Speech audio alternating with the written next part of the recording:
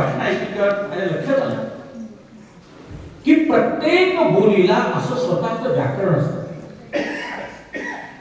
हे सरांचा जो ग्रंथ आहे तो मी नुसतं डोळ्यातून पानं परतवली आणि मला असं वाटलंय की हे अभ्यासाचं फार मोठं एक साधन या माणसाने आपल्या समोर ठेवले. अशा अनेक बोली आहेत मराठीला, अशा अनेक बोली आहेत आणि त्या बोलीमध्ये मराठी भाषेचं सौंदर्य दर्शवलं आहे. आपण आजपर्यंत संस्कृतच्या व्याकरणावर प्रवास करीत आलो.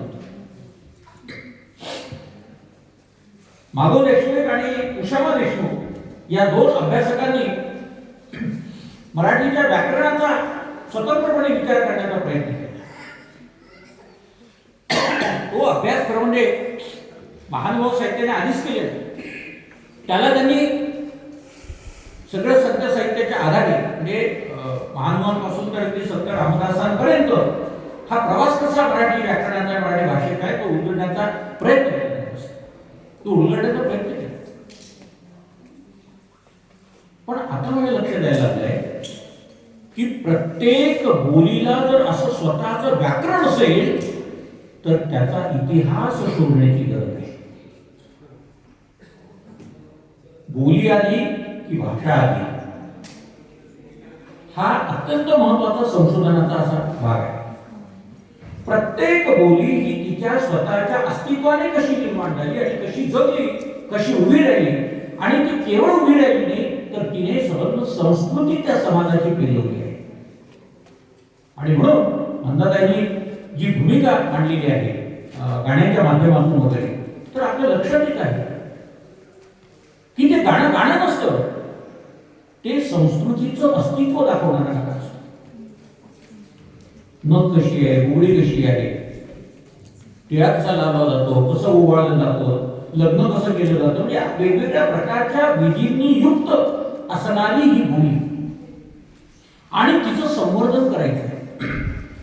आता तिचं संवर्धन कसं होईल? मी परवा आपल्याला एक सर म्हणालं होतं की आपण बोलीच्या प्रेमातून केवळ ढोबळपणे एक असा उत्साहाने भूमिका घेतो आहे की ही बोली जगवली पाहिजे.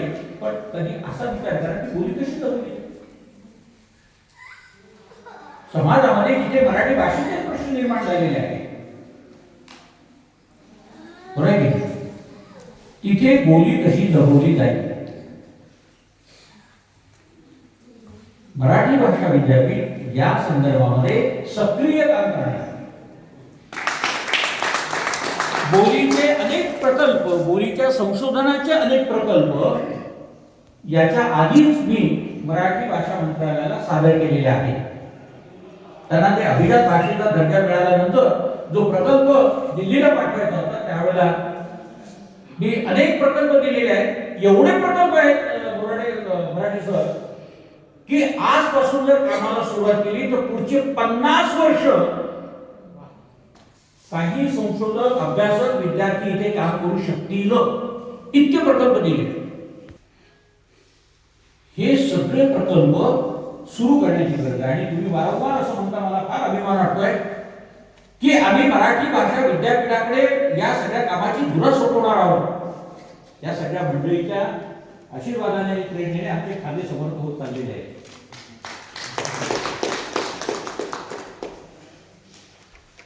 हे आपल्याला करायचं.